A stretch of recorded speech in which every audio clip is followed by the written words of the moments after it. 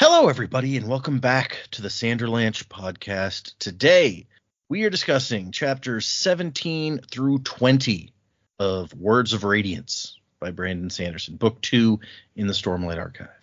In these chapters, we got a lot of Shallan. They're trying to get away from some bandits, and they run into the result of other banditry. We get some Kaladin sparring with the Swordmaster, which I really enjoy that chapter personally. We get a flashback of Shallan, and then we get Shallan looking for some help against the bandits that they've run into. So I'm Data, and with me today is Dac and Jaymee. No Joe today. He had work responsibilities and things, like who works really? But most financial adults. We'll try to keep the what does Joe contribute here? The spook hate alive, despite the fact that we haven't seen Spook in a very long time.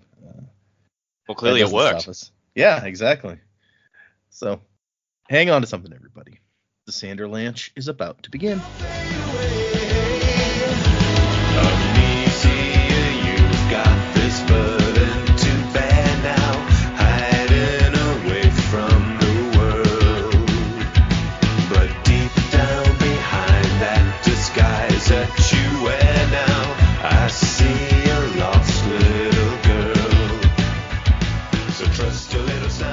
So yeah, a 4-chapter chunk and a good amount of Shallan, since this is the Shallan story. What did you guys think of these 4 chapters? Well, I agree. I really liked the fight scene, or the training between Kaladin and Zahel, and then Adolin joined in. I especially liked it because throughout this big dramatic scene, we every so often get Renarin Looney Tunesing off a building behind them, which was fucking hysterical. Just absolutely gold. I love that every moment of it. So I have severe thoughts about one of those characters. And the last time I had severe thoughts that I said I'd save till predictions. The other two just mentioned them in their preambles, so I'm just going to bring it up now. Zahel, I don't think he's from Roshar. Oh, okay. I don't know who he is. I don't know if he's a ghost blood or if he's someone we've never met before. But he threw out some simile, which everyone just was like, what the fuck does that mean? It's like, it's like something about eat the wrong flower, and Renarin is just looking at Kaladin, is like, is this some dark-eyed thing? And Kaladin's like, I don't fucking know, man. And it's like, does Roshar even have flowers? You said the premise behind this planet was a coral reef sort of. It's a coral reef above water sort of thing. Mm-hmm. And I'm like, I don't think flowers are a part of this. So that feels like something from somewhere else. Now I have to find out. Hold on. I'm gonna search the book for flowers. Yeah. So we get the shame spren look like red and white flower petals. Okay. And is there any other mention? Yeah, there's a couple. Eshernai says that the thing the guy's painting looks like flowers. Okay. So I guess there must be some sort of flowers somewhere. Right. I don't know. But yeah, I've brought it up, so I may as well commit to the bit now. And there's also, like, thinking back when Kaladin met him, it's like Kaladin couldn't pick his ethnicity. And Kaladin's normally really good at that. As soon as he sees someone, he's like, well, he's Herdasian. He's Thalen. Like, Kaladin seems pretty world-wise in that regard. And he not only didn't pick Zahel's, but kind of just glazed over it. Mm-hmm.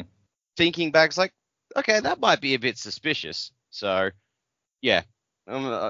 Yeah, I could be wrong. I probably am, but fuck it. I'm going to go in on this. I think Zahel is not Rosharan. Yeah, so we'll go with that. Other chapters. The flashback chapter. I'm glad Shallan had one older brother who was a good dude. Like, considering the rest of her family, the rest of her family is just the rest of her family. It's no. It was just, frankly, it's a miracle she turned out as good as she did. So I'm glad she had one older brother who was a good dude. The fact that they mentioned Nan Balat, the animal abusing one, is the oldest in the last book, and this guy's the oldest here. I was like, okay, so he died horribly somehow. Distinct possibility, yeah. Yeah, well, I mean, we know he's got to be dead. The name in the front, because they didn't refer to him as Nan Balat in this book. He was something else Balat, and I was like, I wonder if that's got something to do with the order of the brothers, like, of who's the heir or who's surviving or something. Like maybe now Nan Balat's like the oldest. Yeah, I think that's got to be it. Yeah, he's called Tet Balat here. So. Yeah. So, yeah, not looking good for Big Brother there. And then the bandit stuff, I liked Shallan, again, just continuing to Yasna her way through this and convincing the bandits to like, hey, help us out and everything. I was like, okay, this is kind of cool. But simultaneously, the biggest thing of that second chapter was also the smallest thing of that chapter, because there's Gaz. We found out where he went. Mm-hmm. And I gotta say, that stuck in my head as a big thing precisely because it wasn't a big thing. He was just casually mentioned as one of the bandits in the background, and that was it. And I was like, there was a lot of build-up in the last book of like, where did Gaz go? What happened to him? It's like, oh, he ran off and joined the circus. How mundane. Like, so I got to say, that was kind of disappointing. Yeah, I can see that. They definitely did call out a few times, like, hey, what's up with Gaz? Or what Kaladin was like, did something happen to him? And it's just like, yes. So it was, it's built up to be like, oh no, he's just out here. Oh yeah, oh no, sorry, he deserted. Like, he deserted, yeah. Really? Was that worth a mystery? I don't know. You could have just said he's deserted, and then it's like, at least when he shows up with the bandit camp, it's like, oh, that's where he is, as opposed to, I wonder what happened to him. Did Sadeas crucify him? Did he, get eaten by a great shell? Did any one of these really cool things happen? Oh no, he just fucked up and joined a bandit crew. I suppose it's possible that even she didn't know what happened. It's like the dude just disappeared and they weren't sure where he was. In which case, what would she say necessarily? I guess, but again, it just seems like a lot of build up for a very small payoff. Yeah, that's fair. Much like Gaz himself, he is a very small payoff. Burn Gaz. I do remember in the last book, so many times you're like, I want to know what happened to Gaz. Not because I'm concerned about him, but I'm just curious. Yeah, I just wanted an answer. Well, now we know. He's hanging out with some dudes in the middle of nowhere. I like this idea about Zahel, though, because we pointed out when we first met him that this guy, there's something about this guy. He's a little bit different. Something's up. And obviously, I won't confirm or deny your theory, but I will say, I think the first time I read this book, my only thought, I also recognize, Zahel's a little bit different. Like, there's something going on with this guy.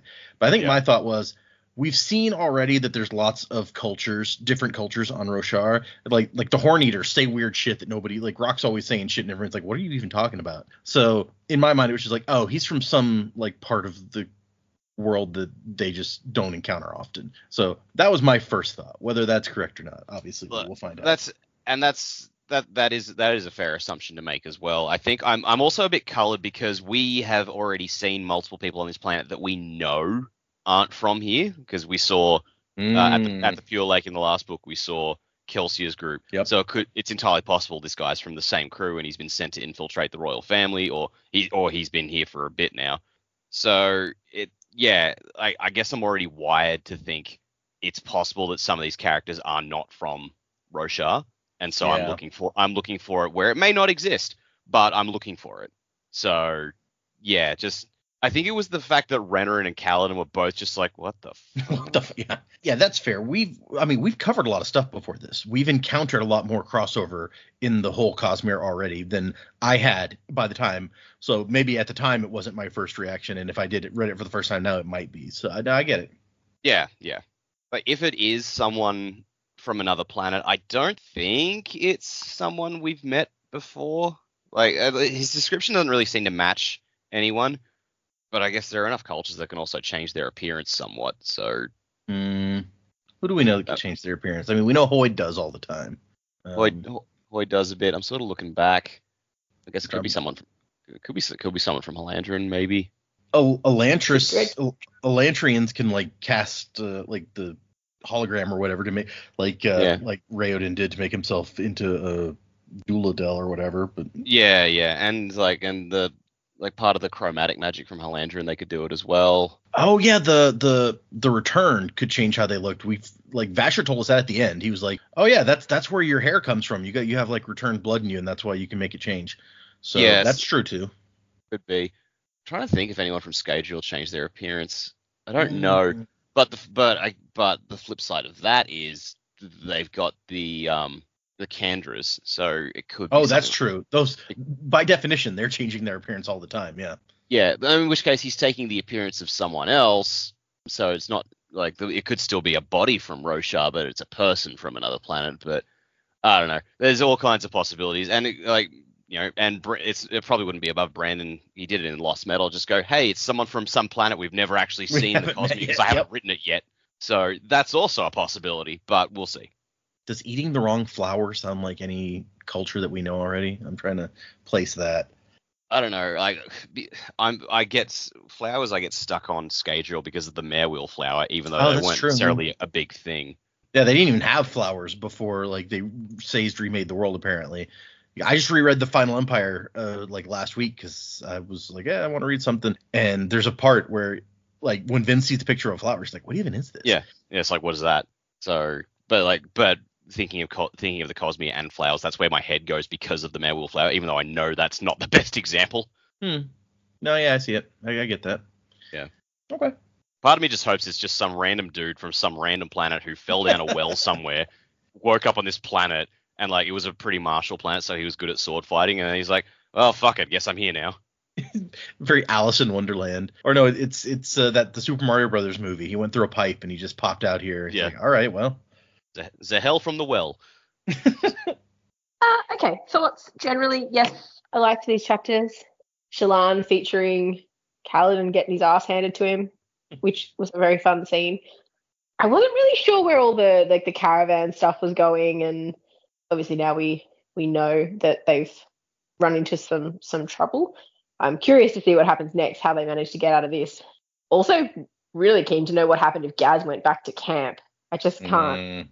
I can't see how he would be received well, especially he wasn't exactly in a good position. He was in a position of somewhat authority, but of the bridgeman. It's not like he was actually really that important nor replaceable. So that would be interesting. I do agree that it was a bit of that's what happened to Gaz. I was really hoping we'd find him down the bottom of a chasm or something, I just really wanted things to end really poorly for him. He was just a terrible person. But, it doesn't look like he's living the high life anyway. So now with a bunch of deserters there, I hope we learn a little bit more about them because that's definitely intriguing. The Kaladin chapter, yeah, that fight scene was pretty fun. And I love that everyone else was in on it. Everyone knew it was going to happen. There were other Ardents who were ready with broken spears to simulate what would happen if his spear broke, and Kaladin just had no idea what he was walking into. And Renarin jumping off the building and just being able to go, okay, now I want you to jump off the building, but I want you to land on your head this time. And then someone just does it. You're just the sheer trust that it's all going to work out. Which is good. When you've got the plate, I get it. It makes sense. But yeah, just every so often jumping off and you hear it landing. It's try and land on your feet. That's a one hell of a training session. Wow. It's almost like this is how we're going to keep you out of the way while we actually do the real training session on Kaladin over here. But yeah, that was quite a fun scene. And I am looking forward to seeing if Kaladin can actually be in the room with Dalinar and the family when the high storm hits. Because I think that would be interesting for Kaladin to see what see what Dalinar goes through, because presumably he's still having these visions and episodes, even if they're kind of on repeat from earlier. And then, is someone coming in who's writing this stuff down? That would, or does it even happen once Kaladin's in the room? Maybe not. So I'm very excited to see what happens there. I feel for Shallan, but I think it's opened up a few things, some things about her past. So obviously the older brother we've already talked about. It sounds like maybe he's the one that brought the Ghost Bloods into their lives, possibly. So I realize it's probably more should have stayed in predictions, but something's obviously gone down there, and they had a plan to get back at their father. So Shallan's confession about killing her father, it may not have been a solo effort. I'm glad we got the answer to the question of did she kill her own mother? Are there some crazy powers here? No, it just turns out her dad is just a rubbish person. I mean, it doesn't sound like her mum was, completely above board, but, that's, I'm glad we got a little bit more insight in there, and I am keen to see what happens next with the family in that space as well. Yeah, overall good chapters. I'm liking seeing Shallan use a little bit more of her powers and, see what she can actually figure out about doing them. We kind of went through this with Kaladin in the last book of that, oh, well, if this happens and then that happens and this is how that works. We just need her to get her spheres infused in the next storm now. We'll see what happens to her in a high storm. Would be interesting. But yeah, looking forward to keep going. It's interesting to me what you said about what we're learning in Shallan's flashback, because in that we've had, I think the second flashback we've had for her, and in the first one, it was like it's from the perspective of this child who's just been through this horrible like trauma event, and it was very like ephemeral, like hard to understand what was happening seeing through her eyes. And so now we hear from some other people, it's like, this is what happened. And we get to have something that actually makes sense, instead of, because when we saw her before, it was like, it was clear that like someone, maybe her mom had just died and she seemed to be blaming herself, and her dad was singing to her and it was all creepy and weird. And so we get a different perspective here, which is, I agree. It's nice to have somebody lay it out and be like, oh, here's what happened, by the way. Yeah. And obviously she's very, very traumatized. She hasn't spoken in 5 months or something like that since it happened. Yeah. But to have that sort of perspective then put on, like, okay, this is what your dad's like. Okay, there's a lot more going on in your story and your family. There's a lot to unwrap here. So that's, I don't really have anything else to say on that. Presumably that's we'll unwrap more of that as we continue with her flashback. So that'll be nice. Well, there's a lot of book. There's probably a lot of flashbacks to come. There's there'll be of book, there'll be some sort of stunning revelation at some stage about something in there. We'll keep stitching it together. At least one, probably more than one stunning revelation. That seems to be the way we go. Yes. But yes, I agree with both of you about like. Sorry, go ahead. I was just going to say, I like too that you've kind of got in the chapters that we read today, you've got her brother encouraging her to draw. Mm-hmm. It's like he's almost the reason that she draws so much. And I wonder if her being able to take a memory stems from this incident as well. Like you remember something so clearly, like she's now developed, like whether she's always had it or if this is something that's just like bang, and probably linked to her powers coming in at some point, but her brother encouraging her to draw, and she's drawing and she's researching and she's looking at things that, are happier than what she remembers. But then the juxtaposition of now she's lost all her drawings and she's having to start again. And it was like, like it's even worse that she's lost her drawings now, because that was like it sounds like that's something that got her out, and something that reminds her of her brother and, someone that she cared about and someone who cared about her. And now it's all gone. She's lost him. She's lost Yasna. She's lost all her drawings. She's starting her collection over, but she's lost a lot. Yep.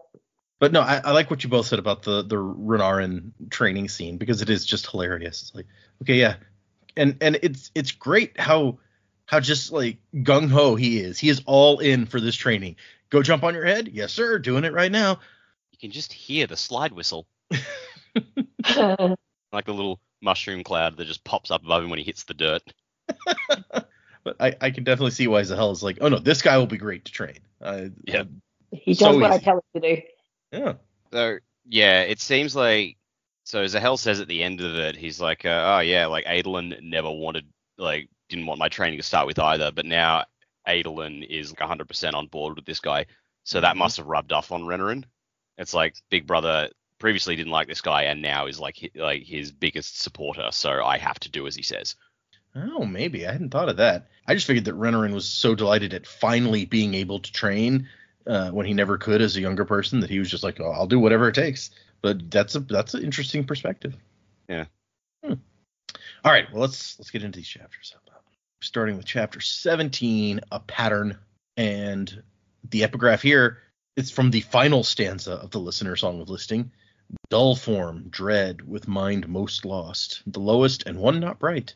To find this form, one need banish the cost. It finds you and brings you to blight.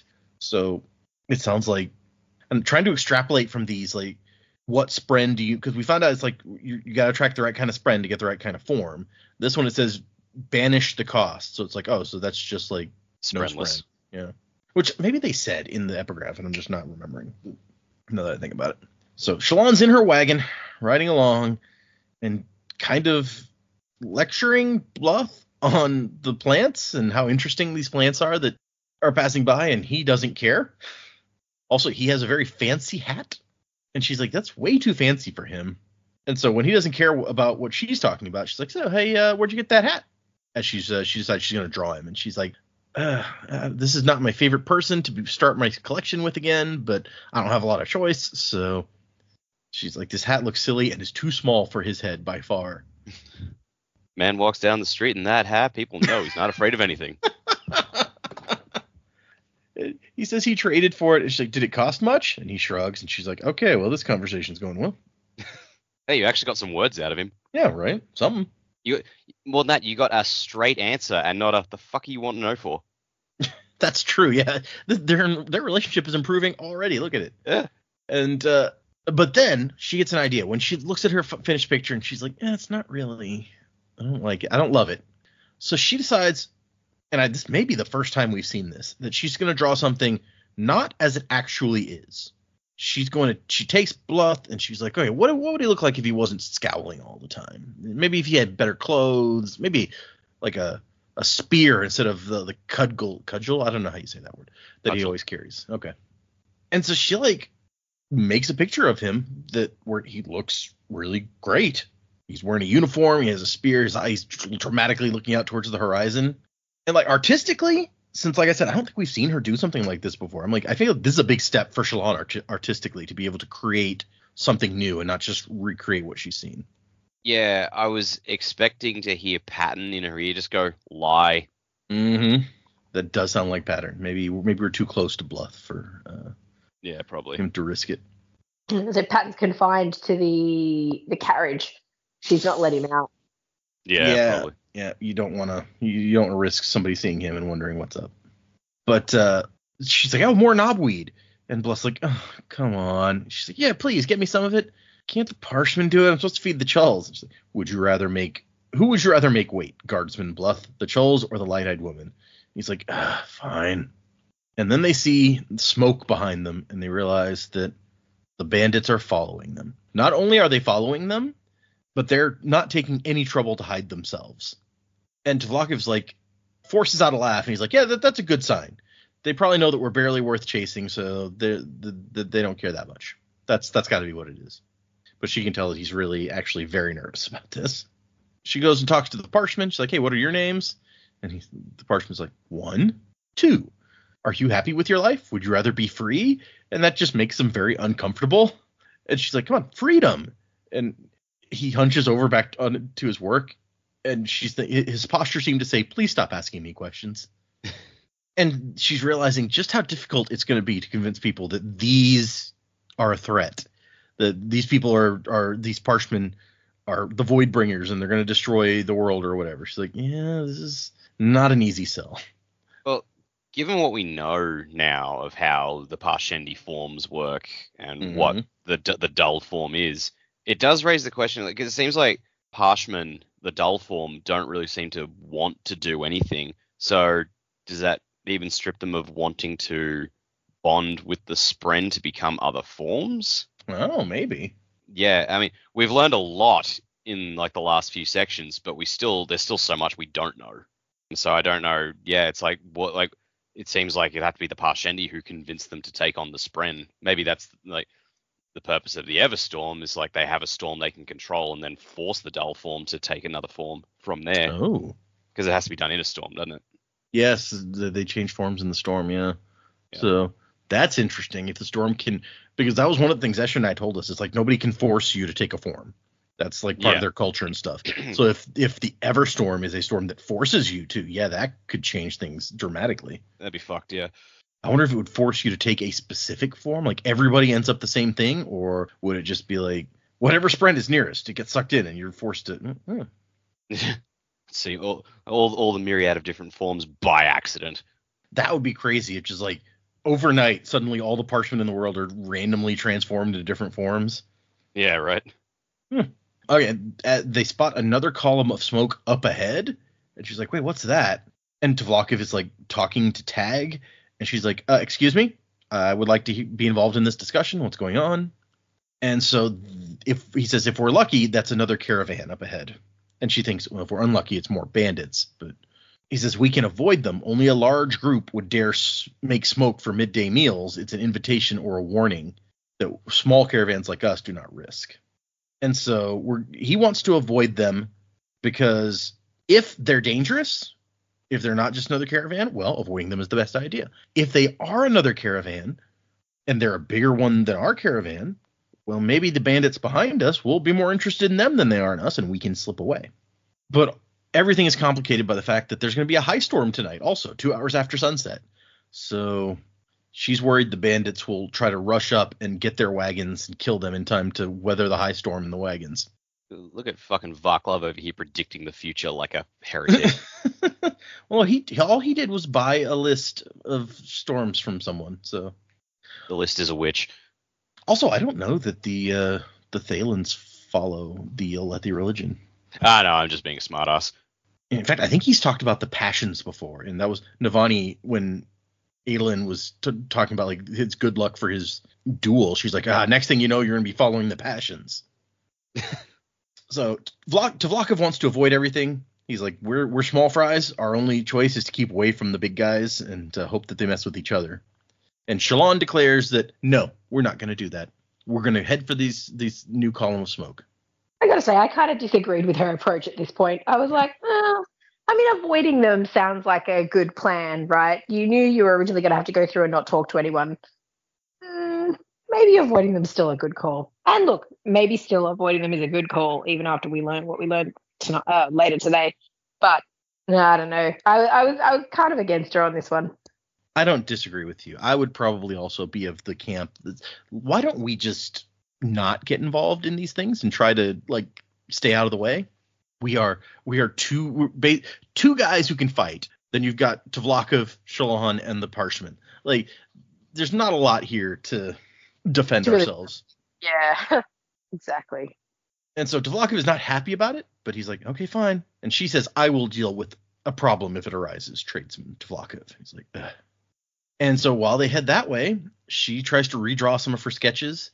Like she draws Yalb again and the docks of Kharbranth. But because she like had already used those memories and put them down on paper, they're not quite as good as they originally were. That's an interesting wrinkle. Yeah, right? Like she's photocopying. She starts to draw an elegant woman. A ball gown, like just this very, very elegant figure. And then she puts her own face on it. And she's like, well, that's interesting. And then she has them stop the wagon so she can get in the back and talk to Pattern. Because she realizes that something weird's happening. Her feet have started to heal. Did you do this, Pattern? And Pattern, who's in the back, is just like, I don't even know why people break, much less why they unbreak. Is that what it's called? And he says, we break, we just do it differently than humans. And we do not unbreak without aid. I do not know why you unbreak. Why? Yes, and my immediate thought was like, oh, she's draining Stormlight like Kaladin does. But if Patton doesn't know, then I got nothing. And she goes, she also mentions, like, last night when I had that discussion with Tvlakov by the fire, like, my dress changed. The scuffs and rips were gone, but they're back now. And he's like, yes. I have to be able to control this thing we can do. Yasna called it light weaving, and she implied that it was safer than soul casting. And Patton's like, well, the book, that one that she gave you, Words of Radiance. And it's like, yeah, no, we're going to have to see if we can find another copy. Kind of lost that. Maybe when we get to the Shattered Plains, there'll be a bookstore. And so she starts trying to think about it. So the Knights Radiant formed a bond with Spren, a symbiotic relationship, like a Kremling who lives on the Shalebark. Like Pattern's like, am I the Shalebark or the Kremling? Like, either way, it's not really relevant. The surges, the forces that run the world, are more pliable to Spren. Or, well, Spren are pieces of the surges. Maybe that's why they're better at influencing them. Our bond gives me the ability to manipulate one of the surges, in this case light, the power of illumination. Illumination? We just watched Despicable Me 4 with the kids on Tuesdays. So. Oh, I'm so sorry. No, it was okay. Yeah, that was uncalled for. And so she's trying to figure out how to do this. She's like, how do I manipulate light? She's got a sphere with light shining in it. She's like, what do I do? And Pattern's like, I don't know, eat it. And she's like, that doesn't sound like a good idea. I don't even think I could swallow this whole sphere, even if I wanted to, which I don't. like Patrick's like, this is not one of the things that humans like to eat then. And she's like, have you not been paying attention? He's like, no, I have, but it's hard to tell. You consume some things, you turn them into other things, very curious things that you hide. They have value, but you leave them. Why? Fucking gold. Just this having having a being who's so completely like alien to how humans work and wants to know is just hilarious. Why do you poop? I feel like Syl never was this level of clueless, though. Like, I know she had her own development, but maybe we just didn't see it because she was kind of there as a... Well, Kaladin thought she was just a windspren straight off. There's already some level of mischief and things there, so maybe we just didn't see this part of Syl's journey or something. But I feel like she never had to seek clarification on waste. That's fair. Yeah, I don't remember a conversation like that. So no. It's like it's a part of every bonded spren's life where they have to explain bodily functions.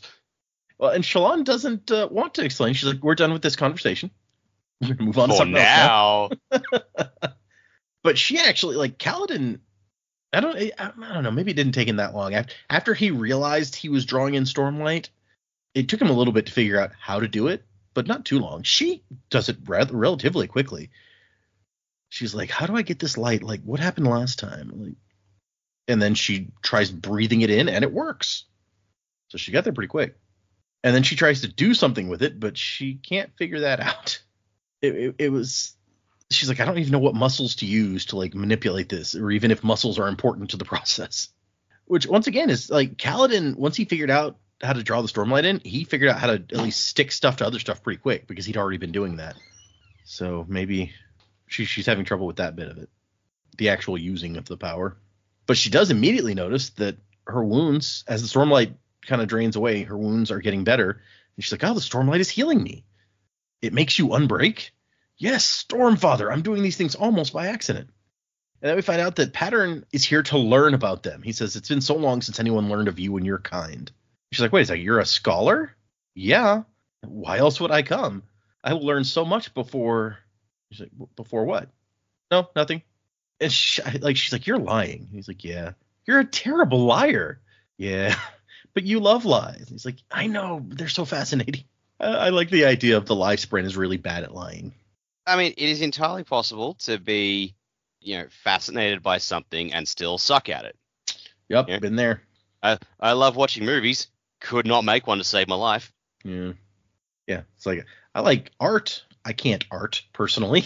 I can't draw for shit. So, yeah, no, it's true. Pattern says that he's going to learn before she kills him. It's like, wait, you think I'm going to kill you? Yeah, it happened to the others. It will happen to me. It's a pattern. And he says that the Knights Radiant killed their spren. And she, what? How? Why? And he says, their oaths. That's all I know.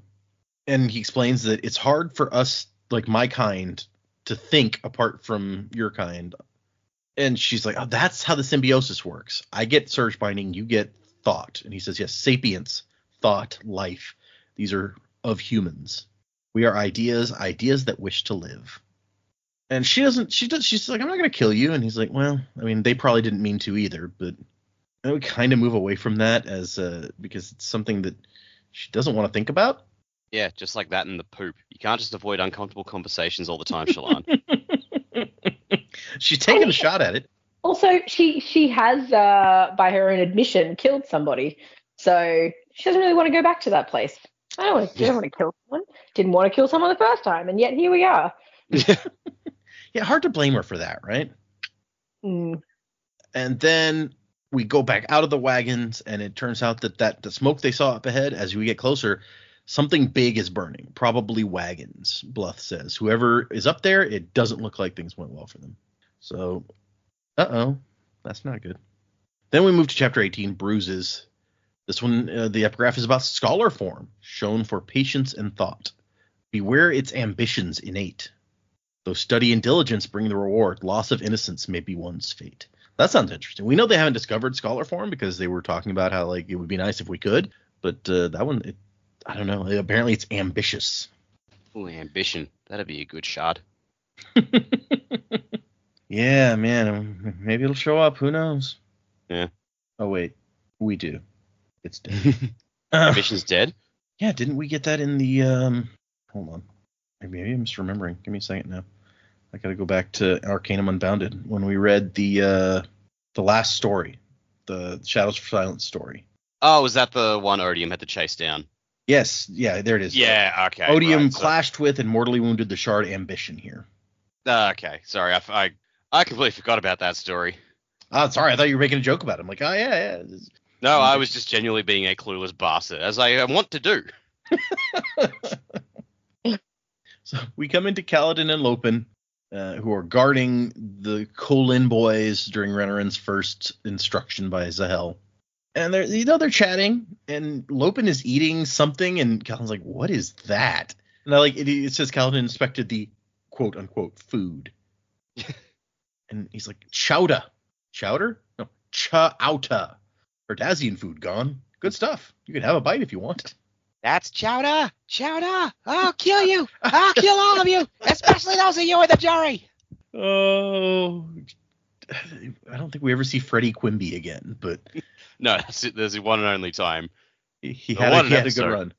Probably one of my favorite classic Simpsons episodes, if I'm being honest. It's a good one. There's all sorts of... because that's also what he falls into the rat traps or something, like the rat traps. And, it's great. He get in the middle of a tirade to talk about, I am not a clumsy waiter. He falls out the window into a truck full of mouse traps that are active for some reason. Oh, man. Good times. The French waiter deserved it. That's all there is to him. Mm. So it's a piece of flatbread wrapped around something goopy. And Kaladin, some sort of undefinable meat slathered in dark liquid, Kaladin says. He's like, ew, disgusting, and gives it back. Honestly, it just sounds like a burrito. Right, yeah, it does. Kaladin doesn't want a burrito, apparently. Man, you're missing out, Cal. And Kaladin's like, you shouldn't be walking around eating that. It's like that. It's rude. He's like, no, it's convenient. It's all wrapped up. You can walk around, get stuff done, eat. Apparently, they don't have the concept of street food where Kaladin comes from. Kaladin's like, it's slovenly is what it is. Oh, whoa. Step Harsh, the right? fuck back, Mr. Medical School dropout. He never even really started official medical school. But... Yeah, I know, but And- there's a lot of, he's got a fucking Pinocchio-length nose that he's looking down right now. I'm not going to disagree. This seems to be the same day we just saw in Shallan's section because Lopen says that there's a high storm coming 2 hours after sunset. So good to know we're roughly on the same timeline here. And Sigzil has put together a proposed route. Kaladin is going to take a group of the Green Vines and have them patrol the region outside the war camp. So, there you go. He's going to head out there and do some patrolling, get the new kids in the spirit of things. And then we hear some of what's going on in the training. Zahel's like, you're going to have to relearn how to fight wearing that plate. It changes everything. And Renarin's like, I never learned how to fight in the first place, so I won't have to relearn. It's okay. And Zahel's like, all right, good. Means I don't have to break down bad habits. We'll start you off easy. Climb up on the roof and jump. He's like, jump? I'm old, son. Repeating myself makes me eat the wrong flour. And here's that moment where Kaladin frowns and Renarin cocks his head and looks over at Kaladin, and Kaladin's like, eat what?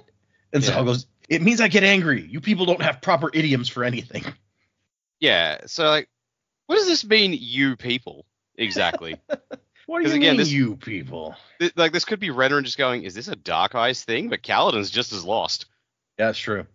You Alethi don't have... Yeah, it could just be Alethi, or it could be you Rosharans, or you humans for all we know. Maybe Zahel's not even human. He's a Khandra. Yeah. You humans never have proper idioms. That doesn't sound all that Khandra-ish to me, but I mean, we've met some stuck-up Khandra also, so... Oh, could you imagine, he's got one of the, sort of a glamour power where he can hide his appearance, and then at the end he takes it off and he's actually a Koloss. That would be something. Yeah, okay. Green Khandra. I mean, we saw, all the way back in Elantris, we saw, when Raoden couldn't cast, the illusion spell on himself, he cast it on his clothes, so when he put on the clothes, he looked like something different. That's right. So yeah. maybe you can sell that now that the Elantrian's magic works fully. Maybe they can just like create a cloak of disguise and sell it to people. Oh, that'd be sick. Yeah. And I like Kaladin laughs a little bit because Renarin runs off to jump, and then Zahos be like, "Your helmet." He's like, "All right, my helmet. Yeah, yeah." And so I was like, "Oh, you over here, you think you'd do better?" He's like, "Well, I doubt I'd forget my helmet, but."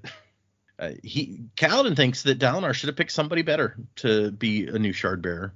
Yeah, this whole chapter's not exactly Kaladin at his best. It's not. Agreed. Yeah. And Zahel's like, oh, yeah, somebody like you, I'm sure. And Kaladin's like, what? No. I don't want that. You crazy?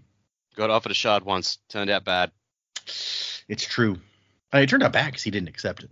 We still don't know what would happen if he'd actually taken it right there on the battlefield. And so we find out that Renarin is 19.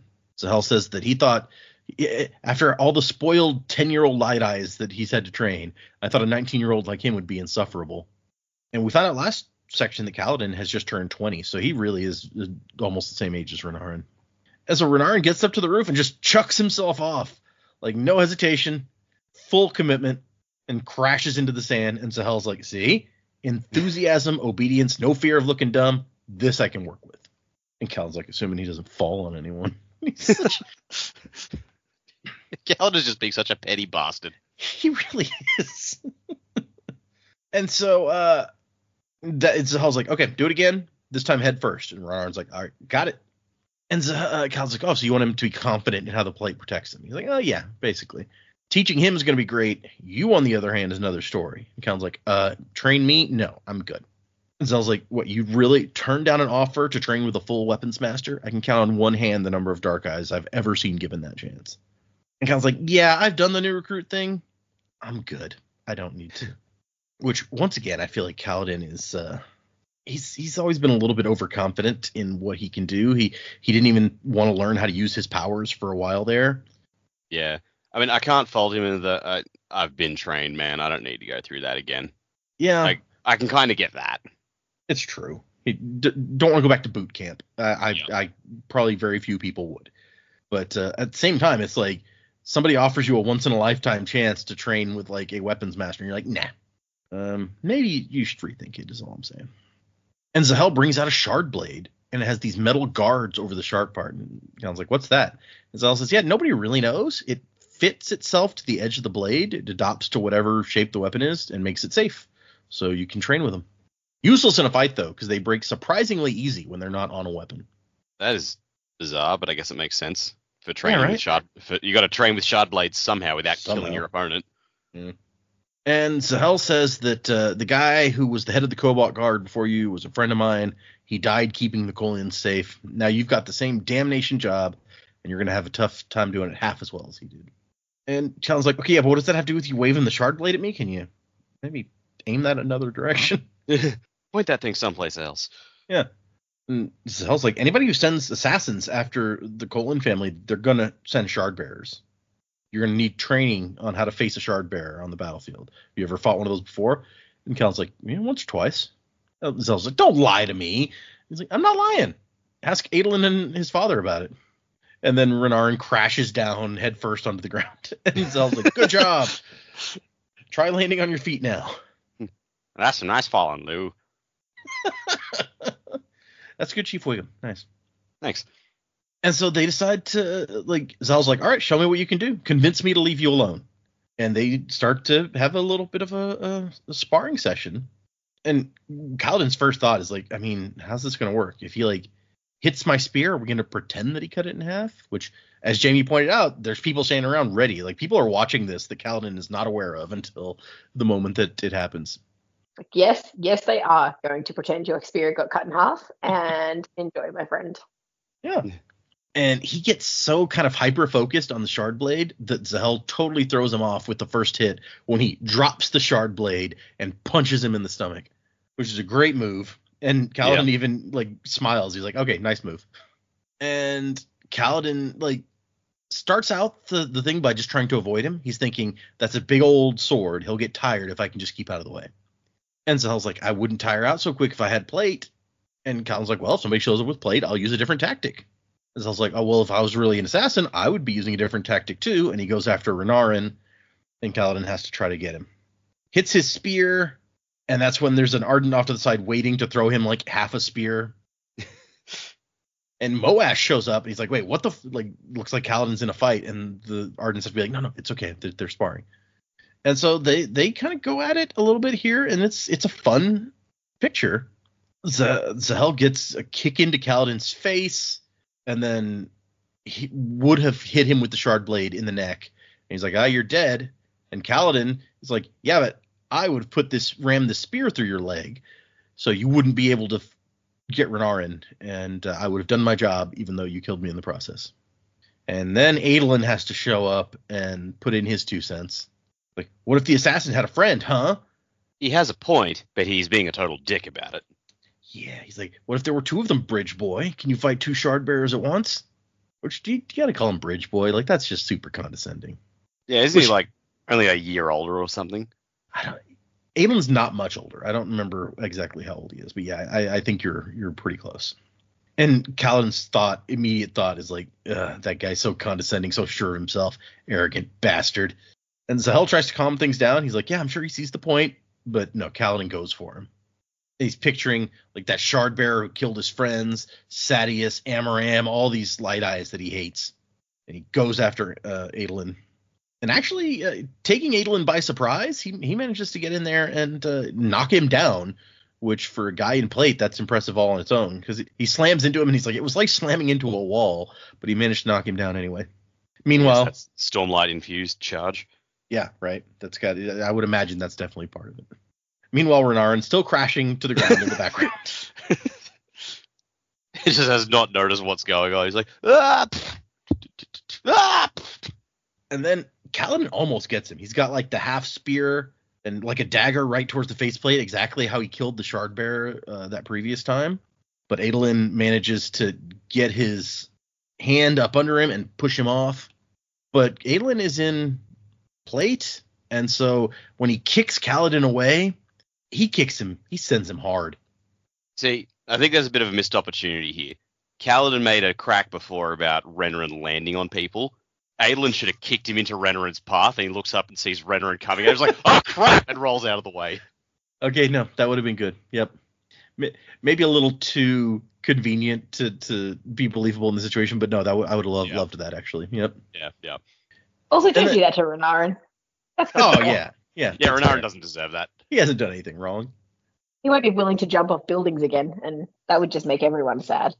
Yeah, everyone wants to watch him jump off buildings. It's just the most entertainment they've had.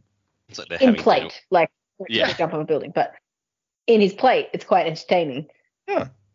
He'd squish someone. He wouldn't want to do that again. He wouldn't just take. He wouldn't be a good student anymore. Like Zahel would be very mad. I mean, he's already mad, but worse. He seems like a grumpy guy in general, to be fair. Yeah, perpetually mad. You just imagine like they're sitting down at dinner with Dalinar, and Dalinar's like, "So, how was your first day of training goes?" And Renarin's like, "I was in full plate. I jumped off a building. Okay. I fell on a guy. Oh, is he? He's dead. Shit. It was it was our chief bodyguard. Oh God, how did he get under you? Adolin kicked him there. What the fuck?" That'd be a tough conversation to have. All right. Adolin's just like spooning his students, like, he had it coming. He had it coming. Which is what he says here. Like, Zahel goes off on him, like, idiot, you could have killed him. And Adolin's like, he was asking for it. And Zahel's like, you are wearing plate. You are sparring with someone who does not have armor. You don't do that. Your father taught you better than that. Also, I'm surprised that Zahel wasn't like, I've trained you. I taught you better than that. But, Maybe he's like, your dad is a paragon of honor and good behavior. I, on the other hand, am fucking not. And just kicks him in. It's like, you feel this through the plate, and kicks him in the nuts. It's like Malcolm Reynolds in that episode of Firefly. It's like, mercy is the mark of a great man. I'm just a good man. Stab. Yeah, well, I'm all right. Classic. And then while Adolin is getting chewed out, Kaladin jumps back up, takes him some Stormlight, and tries to go after him again. And the Stormlight just vanishes, and he falls to the ground. And then Adolin touches him with the shard blade, and Zahel's like, "You're dead again." And he goes, "Adolin, go help your brother with his jumping." And Zahel's summary of Kaladin is you've got tenacity, a stupid amount of it, good form, and you think well in a fight, but you don't know what you're doing against shard bearers. And Kaladin wants to argue, but he really can't. He's like, I mean, he's right. And so I was like, I mean, I won't force you to learn. I don't think I could force you, but you kind of need to. And then he tells him, here, you remind me a lot of Adolin. He want me to teach him at first either. And Kaladin's like, I'm nothing like him. And Zahel just laughs and says, walked away, chuckling as if he'd heard the finest joke in all the world. And Syl comes over and Kaladin's like, what the fuck was that? Like, was a stormlight just drained out of me? And she goes, yeah, who were you protecting? Well, I was practicing to how to fight. Is that really what you were doing? You're like, oh. Boom, roasted. Yep. And he draws in a little more stormlight to heal his shoulder and soothe away the bruises, the physical ones at least. And that's the end of the chapter. He's like, not gonna heal being embarrassed, and it's the worst when somebody tells you something and they're 100% correct and you just really don't want to admit it. Like you can't argue with it, and you're just like, It's like no, you're right. I have fucked up, and I don't want to admit it. Yep, been there. Safe Things is the next chapter. We cut to 5.5 years ago, and Shallan has a new dress. This one, like, she's old enough now to cover up her safe hand. This is new, and she thinks about her mother. And then her mind just shuts down like a candle suddenly snuffed. She just can't think about that. Meanwhile, she's just sitting there, hands in her lap, in the middle of this room while the maids are cleaning it. And one of the maids is like, she saw. Poor thing was in the room when it happened and hasn't spoken a word in 5 months. The master killed his own wife and her lover, but don't let it. And they walk away and she can't hear the rest. And she's just like sitting here trying not to think, trying not to listen to stuff. It's kind of really sad. And the maids in the room keep talking about her. And it's like she thinks apparently they thought because she didn't speak, she couldn't hear them either. But super fucked up. Maybe I'm invisible. Maybe I'm not real. That would be nice. Yeah, it's so sad. And then the door slams open and here comes Nan Halaran, her oldest brother. The rest of them were children, even Tet Balat, who'd reached the age of adulthood. And he brings a little bundle over to Shallan. And he says, I got you something. The merchant just brought it by. And it is drawing paper, the thick, expensive kind, and some charcoal pencils. And he says, I've missed your drawings. I think you could be very good, Shallan. You just need to practice more. And he tries to get her to talk, and she won't. And he's like, I'm going to have to be away a lot in the next few years. I need you to watch out for the others. I'm worried about Balat. I gave him a new Axehound pup, and he wasn't kind to it. Jesus Christ. Yeah. You need to be strong, Shallan, for them. And she's sitting here drawing, and he looks down at what she's drawing and sees that she's drawn bodies face down on the floor. And he's like, he really takes that and crumples it up. He's like, no. Draw like plants and animals, safe things. Don't dwell on what happened.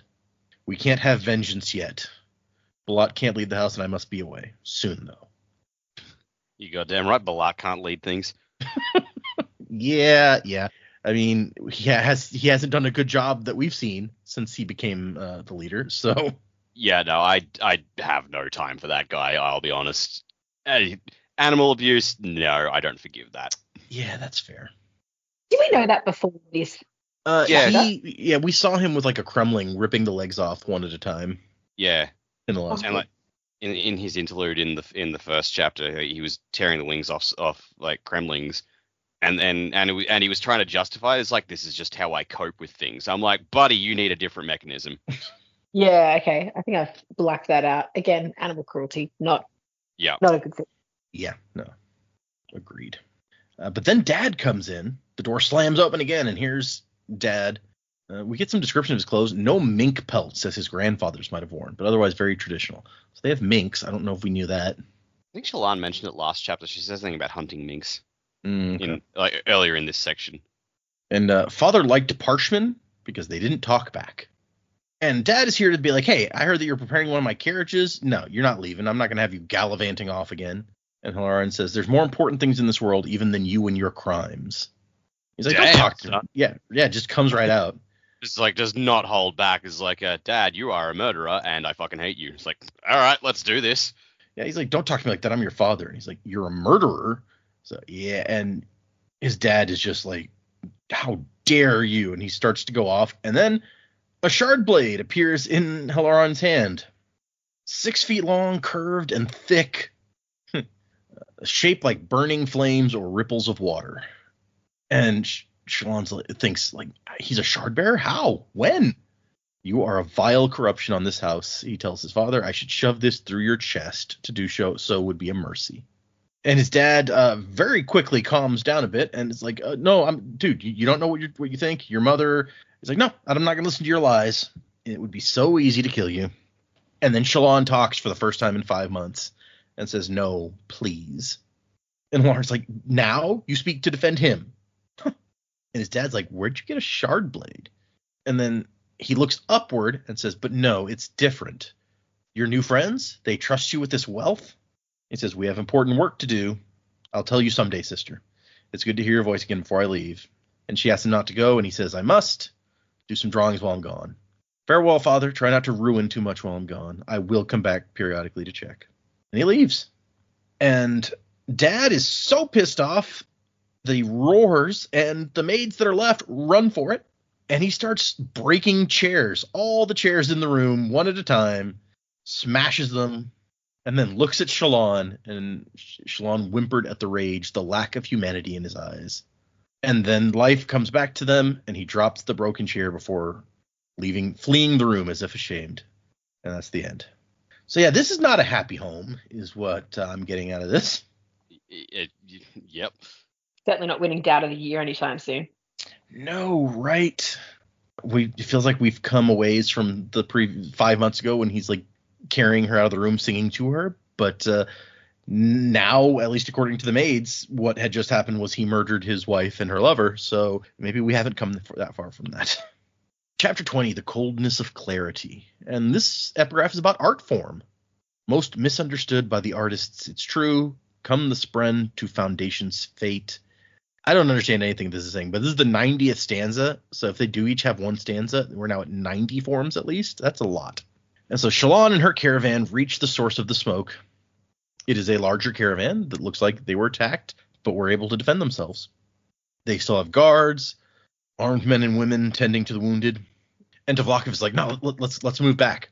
And she's like, but it's another caravan like we hoped. Yeah, and they don't need to know we're here. They might want to talk to us, and that might slow us down. Let's get away. And she says, no, we should go ask them for help. And he's like, no, we need to flee. The bandits will see this richer but weakened group and attack them, and we're home free. And while they're discussing this, somebody else shows up. A tall woman with trousers and a long coat who speaks Alethi without an accent. And she's like, who are you? Or no, she sees the smoke coming behind them, and she's like, you led them to us, didn't you? Who are they, more bandits? And Tvlakv's like, I'm just a humble merchant. And Shallan has to be like, shut up. Bandits have been chasing us all day. Yeah, that's who those people are behind us. And the woman's like, oh, damn it. She has her spyglass, like, deserters, well-equipped. Great. And somebody else shows up. A light eyes, because he has a sword. No, a foreigner, judging by his golden hair. She was never sure what eye color meant for their social standing. Practically everyone in Erie had light yellow eyes. So the light eyes can't be in charge if everyone has light eyes. So gotta come up with something else. And it turns out that the bandit group that attacked this larger caravan already, they didn't defeat them. They fought them back, and they will probably return. So now there's 2 forces of bandits, like, coming from either direction. It's not good. And Shallan, out of nowhere, is like, I offer you my protection. If you let us into your camp, I will see to your safety tonight. And the woman's just like, you're gutsy. Okay, yeah, you can join us. She'll probably just die with everyone else. And so she tells Tvlakv, go down there with them. He didn't want to. He's like, no, I'm not going to throw my life away for your foolishness. And she says, do it. Bluff, turn this wagon around. We're going back that way. Into the bandits? Yes. For once, he didn't complain and just did it. Yeah, still, I think we can safely set aside my stupid theory that this might be Naz, but there's still something going on with this guy. Yeah, I mean, maybe Shallan's just winning him over. Mm. In this chat, in this section, he's definitely been nicer to her to some degree. Even if, as you pointed out earlier, it's just like not being outright a jerk. Yeah.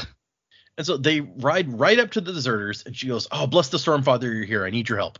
Bandits are attacking our friends over there. I said I'd seen some soldiers going towards the shattered plains, and no one believed me. Come on, please, you have to help us. And they just stared at her, and she thinks it's a little like the mink wandering into the White Spine's den and asking when dinner is. Yeah, this is like the ultimate. If this works, it'll be awesome. But the chances of fucking it up or it not working are very, very ludicrously high. Yeah, no joke. And the guy's just like, bandits, you say? The leader of the band says, Brightness, we aren't what you think. And she goes, no, you aren't. You aren't what you think yourselves to be. And she says, what's your name? And he says, I'm Vatha, which she notes is a Vorin name. So he's from, like Shallan's own, rather. I'll decide what to do with you later. Gaz, take this one. And there we go. We get a brief glimpse of Gaz. Yay. I mean, come on. Try and tell me it wouldn't have been more... Maybe it wouldn't have serviced the story, but it would have been more interesting if, like, in an Escher and I interlude, they say, all right, we need to talk to the Alethi prisoner that we've taken, and you see Gaz just hanging upside down. Imagine the Parshendi cages are kind of like a lobster pot, or whatever those cages are that you catch lobsters with in the sea. Yeah. Yeah, and he's just stuck in one of those, just going, like, I need to pee. We've already had a guy hanging upside down. That was Axes the Collector was upside down in the last. Yeah. But no, I agree. That would be hilarious.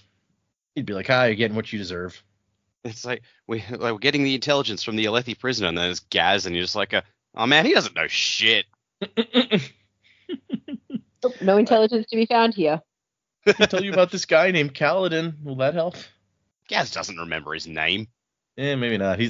This guy named Your Lordship. But so Shallan goes into a speech about, like, what if you could do it again? What if you could rescue instead of rob? What if you could protect instead of kill? And it's like, listen to their screams. And so the sounds are reaching them somehow, even though she's like, I feel like we're too far away for them to sound this clear. Give yourself another chance. If you come back with me, I will see your crimes are erased. And the leader of the group, Vatha, is just like, he's not falling for it. And it says, take her away. And nobody moves. She's been so focused on him that she didn't notice that her speech did have an effect on the other 24 or so guys here. And he's like, you idiots are thinking about this? And the one guy with a scarred face and an eye patch is like, I wouldn't mind starting over. Another guy's like, I saved a woman's life once. I felt the hero for weeks. Toasts in the tavern. We're dying out here. And finally, Gaz is the first one. The short man with the eye patch. He's like, storm it. I'm going. And the whole group goes after him except for Vatha and 2 other guys. And Vatha's just like, idiots. Even Bluff stands up on his wagon and, like, lets out a whoop and jumps down to go with him. And Vatha asks her, like, who are you? And she tells him her name. He's like, well, Brightness Shallan, I hope for your sake you can keep your word. Come on, boys, let's see if we can keep those idiots alive. And they go off. And she's exhausted after this. Yeah, it mentions exhaustion spren. I'm just like, man, I pity the poor Parshendi who, like, gets that spren when they assume a form. That's a good point. It's just tired form. You're like, I just need to take a nap, my man. I just want to rest. What a terrible form. It's just the nap form. That might be nice, actually. That's just the game I'm playing now in this book. They mention a new kind of spren, and I'm just like, okay, what form does that have for the Parshendi? I like this. Yep, that's great. Pattern says, they listened, you changed them. You're good with lies. And she says, no, I mean, it seemed impossible that, like, hardened criminals would actually listen to me. You are lies and truth, he says. They transform. You spoke of one surge earlier, light weaving the power of light, but you have something else, the power of transformation. And she says, soul casting? Well, I didn't soul cast anyone. Yeah, but yet you transformed them. And she writes a prayer and can't burn it, but she's like, the Almighty probably won't mind. And she just closes her eyes and waits for the shouts to die down. Like, she's not going to go get involved in the fight. She's going to be useless down there, but she can hope. And that is the end of our section. So, yeah, that's some interesting stuff in there, I think, at least. Let me give you guys the chapters for next time, and we will do predicaments. What's going to happen? Where are we going? We're going to do 4 chapters again for next time. So chapters 21 through 24. 21 is called Ashes. 22 is called Lights in the Storm. Ooh. 23 is Assassin. And 24 is called, I'm going to pronounce this Tin or Tyne, Tyn is the word. So there you go. Where are we going? What's going to happen? And we are now 25% of the way through this book. So we're 1/4 of done with Words of Radiance already. Isn't that I mean, already we're recording episode 8 of this book right now. But so we've had this for a couple of months already. Yeah. So what do you guys think? What's going to happen? I don't know what to make of those titles. I mean, again, like I said before, like you get colored by the previous books that we've read. Like I hear Ashes and I go to Scadrial, which is fairly certain that's not what's gonna like. We're not gonna detour to another planet in the middle of the book. That would be something, right? Yeah, but yeah, like Lights in the Storm. I guess that's got to be Spren related or like the Parshendi up to something that someone else is watching. I have no idea what Tyne or Tin is. What was the third one? The third one was Assassin. Assassin. Oh, well, okay. That's probably a Kaladin chapter. Because his whole thing is to watch out for assassins. So maybe there's talk of it, or maybe one shows up. I hear assassin in the Cosmere and I think Seth, but I do need to know where he is because that's been hyped up so much, and like, where the hell's he been? I guess it's not helped, like the first book we were constantly reminded of his presence because he kept showing up in the interludes. But it's true. Like we've heard sweet FA about him, and he's supposed to be here. So I don't know what's going on with Seth. I want to know. I really want to know. I love Seth. As for where we're going, as I said, I think Zahel is an off-worlder. We've already beaten that drum. The other thing I have is I don't know what to make of Shallan's history and her flashbacks, but I am fairly confident, just given how quickly and early it's been spelled out that Daddy Dearest killed his wife and her lover, that is exactly not what's happened. Oh, okay. I don't quite know what did. I think Shallan had to be involved in it somehow because there was the talk of like she is a monster and whatnot, and she talks about how the dad never abused her but abused the rest, and maybe it's because he was actually afraid of her in some way. Oh, but yeah, and well, she wound up killing him. She claims, and that's the truth. So. Oh, that's a good point. He may have reason to be afraid of her. Yeah. He probably, one day he just wasn't quite as careful as he knew he should have been, and tipped her over the edge. But yeah, I don't quite know what to make of it all beyond the fact that I think Shallan must be involved, and older brother with the shard blade obviously has to die because like we said, he's Nan Halaran, and then there's Tet Balut, but then later on we see it's Nan Balut, so. Mm-hmm. And I vaguely remember that is like someone said that's the order of eldest brother and younger brother or something. Might have even been in Nambalut's interlude where we heard that. So Helleran's got to die, but there was a mention there that he has some new friends.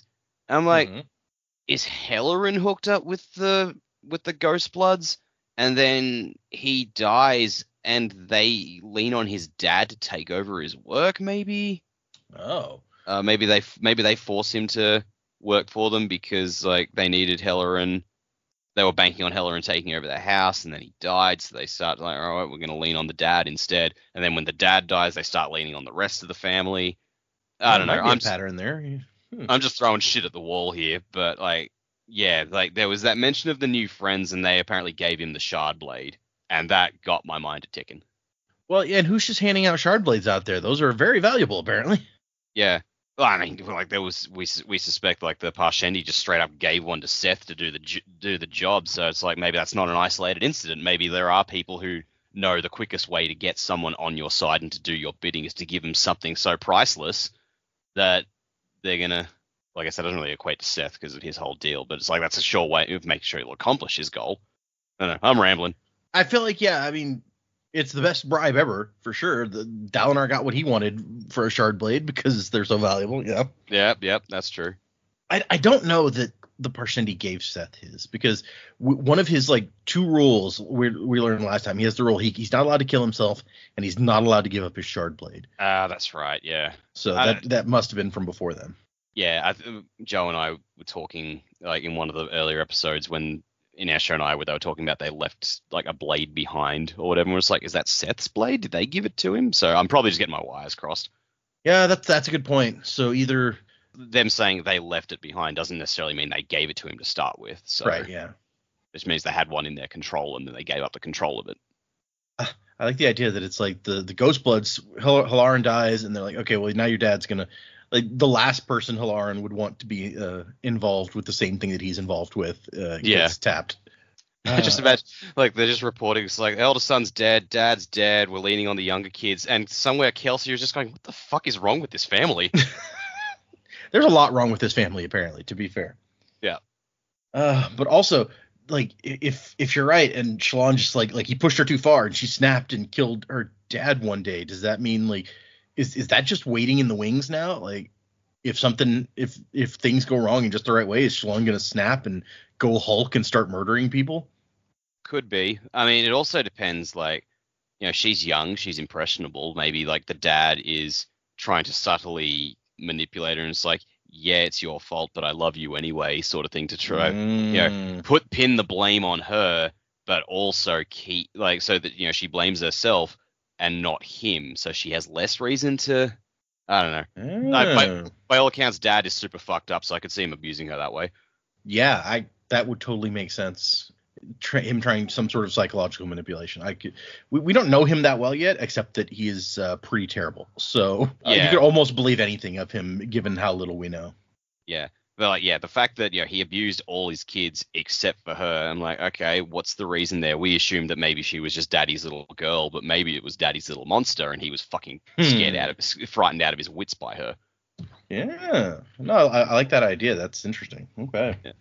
Okay, so just touching on, I guess, what Dac said and what I brought up in the beginning was the Ghost Bloods. Like, I agree that Nan, whatever his name is, Halaran? Yeah, Halaran. Is involved. It would make sense to have that from the Ghost Bloods. But maybe something happens to him before he can finish whatever he's got to do for the Ghost Bloods or something, and then they come back and, like, threaten the father or something. Like, we know he ends up with the soul caster, and well, the story is that he's using that for, I guess, on behalf of the Ghost Bloods, but I don't know, maybe there's a reason why. Maybe he has to do something to protect the secret. It wouldn't surprise me if Nan Halaran was to die, that he has some sort of insurance policy to get other people to do what needs to happen. I don't know how to flesh that out really yet, but okay. They could all be, like, involved somehow in this thing. And then it wouldn't surprise me if the dad did something shady and now they're, like, just pissed, which would be fair enough. I think Shallan could have done something and it then been covered up as if it's the dad, but I don't know. He's got some tendencies that, that rage that Shallan saw gone, and throwing the chairs around the house, like, wouldn't surprise me if he did something horrible. Also wouldn't surprise me, I don't think Shallan would be like, yeah, I'm going to go out and, actually kill my mother or anything. But how many times have we seen these powers unconsciously, like, manifest in somebody? Who's to say she hasn't been able to do this for a really long time? Without the Fabrial, what's she doing? Soul casting? Yeah, soul casting. Spellcasting. Who's to say she hasn't done that? And she did that. Like, somehow she's killed people. Like, she ended up, like, bleeding a lot because she covered up what she was trying to do. And it's, who knows what happened in that room until we can get a perspective from someone who was there that we truly believe was of sound mind and body at the time. Mm-hmm. We just have no idea what happened in that room. So I'd like to believe she didn't do it, but who knows? Could be why she feels so needing to help her family so much. Because Nat's not great. I don't know much about the other brothers. I can't imagine she'd really want to help him, but she is trying to save her house, and I don't think she's a bad person or anything like that. So we'll see what happens there. But I reckon the Ghost Bloods are involved there. We already know they're involved, but this is, I think, how they get a foot in the door with Shallan's family. Your chapters, I think the next one was Ashes. Yes. Yeah. So I feel like that's going to have to be in, like, the aftermath of what's going down now. That would make sense. Yeah. I was going to say obvious. I think the last time we had a really obvious chapter that seemed to be about fire, it changed pretty rapidly on us. So who really knows what it's going to be about? But to see what happens. I believe that Shallan would do whatever she could to get these guys sort of pardoned when they return to the camp. But she's selling the authority she's got like pretty highly. Like, I don't know how she's going around saying, you have my protection and blah, blah, blah. It's like, from what? Like, you've got nothing. You've got nothing. There's no one out here that you know. Like, the fact that you're a Light Eyes is pretty much all you've got going for you at this point, and that you can display some authority. I don't know how that's going to help you in a high storm, but there's a lot that she's hinging on getting back safely and being able to actually pardon a whole bunch of people. Because I can't imagine that the king would take that particularly well. Gaz was in Thaddeus's camp. You think for a second Thaddeus is going to be happy about seeing Gaz and the rest of his army like coming back? I don't think they're going to be particularly happy about that. I was going somewhere with that. It's funny because like we've said that she's Yasnaing it. Yasna could probably have made that promise and pulled it off. Her brother's the king. Her uncle is Dalinar. Like, she could probably pull it. She has connections. Shallan, not as much. No, but she's going to get back there and be like, oh, by the way, Yasna, I'm the one that she, had organized for you to marry Prince Adolin. And now I need you to pardon these 20-something people because they weren't completely shit on the road, Doesn't mind, that they were coming for us or, wanted to kidnap me and sell me and all sorts of stuff. But you know what? They helped when the time came. So, I don't know how to really go. Well, we're forgetting a crucial player in this, Navani. Navani's the one who is just like, fuck yeah, I'm going all in. She's like, Shallan brings news that Yasna's apparently died, so Navani's down her daughter, and it's like, all right, I need someone to fill in. I hate Ellikar's wife, so you're the closest thing I got right now. And like, I need you to pardon these 20 guys. And Navani goes, oh, I need test experiments for my engineering things. Come on, people. True, I had to practice Navani. Now you want to see Gaz as like a test subject in Navani's experiments? Okay. What was the next chapter? The next one after Ashes is Lights in the Storm. Lights in the Storm. Yeah, so the high storm's going to come. I think there's going to be probably maybe another Shallan chapter. Could even be a Dalinar chapter, although I think maybe the following one was going to be Dalinar.